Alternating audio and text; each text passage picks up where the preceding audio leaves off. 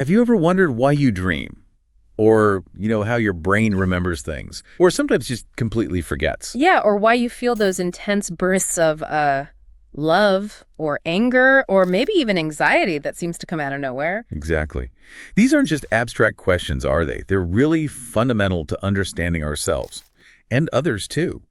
Today, we're doing a deep dive into James W. Kalat's Introduction to Psychology. It's really seen as a key guide to the science of mind and behavior. Right. And our mission today is, to quickly pull out the most important insights from Kalat's work. The key thing he stresses, and we want to emphasize this too, is that psychology is a rigorous science. Yeah, built on actual research evidence. Exactly. It's not just, assumptions or only about therapy sessions. It's about looking at our inner lives scientifically. Okay, so let's unpack this a little. What exactly is psychology then, according to Kalat? Basically, it's the scientific study of, all behavior and mental processes. All of it. So how we learn, remember. Feel, think, grow, how we interact. Yeah, it covers everything from a single neuron firing up to the massive complexity of human relationships. And what's fascinating, you were saying, is Kalat's foundation for this. It's not just theory. Not at all. He really pulls back the curtain on our biology. It's amazing stuff. He explains how tiny things, neurotransmitters like dopamine and serotonin, they aren't just vague, feel-good chemicals. Right. They have specific jobs. Precisely. They're like engineered messengers.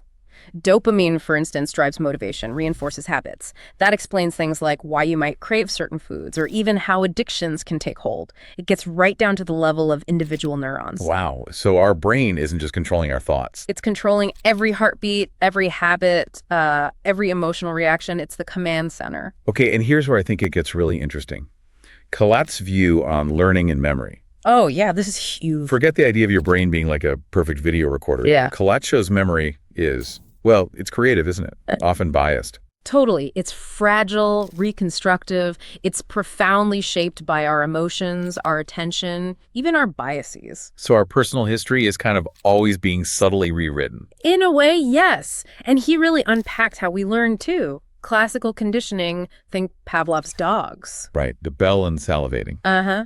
And operant conditioning, where our actions get shaped by rewards or punishments. And then there's cognitive learning, more complex problem-solving stuff. These aren't just abstract theories, then. They're forces shaping your daily behavior. Absolutely. Which, given how fragile memory is, kind of raises a question for you listening right now. How does knowing this maybe make you rethink how you learn things or how you store information day to day? That's a great point. And Kalat connects this beautifully to how we develop, how our thinking and feeling actually evolve right from childhood. He talks about Piaget's stages, right? Yeah. How a child's mind works differently. Exactly. And Erikson's ideas about emotional development across our whole lives, it's all about this complex dance between our genes and our environment. That interplay shapes your unique personality, why you react to things the way you do. And as he maps out the mind's abilities, he also, he doesn't shy away from his vulnerabilities, does he? No, not at all. He gives a really empathetic but still scientific look at mental health. Demystifying things like anxiety, depression, addiction. Yeah, explaining their symptoms, their causes, but through that scientific lens. It's very grounding. And connecting this to the bigger picture. Healing. You mentioned therapies like CBT. Right, cognitive behavioral therapy. Kalat makes a crucial point here.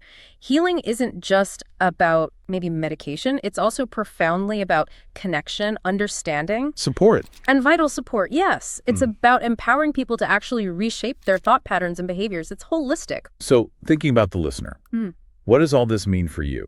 Kalat does this brilliant job of balancing the hard science with, stories that feel real. It makes psychology feel alive. Yeah, not like some dry textbook, more like a mirror, maybe, reflecting your own experiences and actions. Well, it really feels like a doorway to understanding yourself better and the people around you, too. It's like wise guidance for navigating, the human mind. Definitely.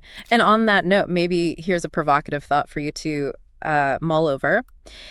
If our memory is truly fragile and so affected by our mood and biases, how much of your own personal history or even your sense of self, your identity, how much of that is a carefully constructed narrative rather than a perfect objective recall of what actually happened? This video is presented by International Psychology Association. Follow us for more psychology updates.